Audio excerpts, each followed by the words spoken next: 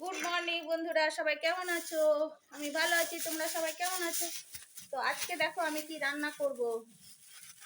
এই দেখো আমাদের গাছে কত বড় বড় করলা ধরেছে, দেখো এই দেখো 4টে 5টা।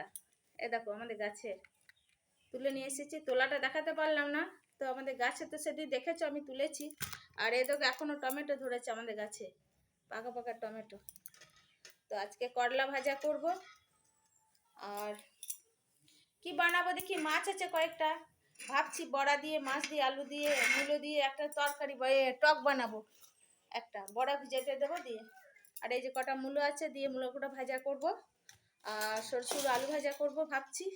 আর মুড়ি খাওয়ার জন্য এখন পেঁয়াজটা তুলবো, দিয়ে মুড়ি খাবো। তো তোমাদের যদি খেতে ইচ্ছে হয় তোমরা তাড়াতাড়ি চলে এসো। আর মসুরি কলাই সেদ্ধ করছি মুড়ি খাওয়ার জন্য, মসুরি কলাই সেদ্ধ করছি, তো চলে এসো তোমরা। টাটা বন্ধুরা।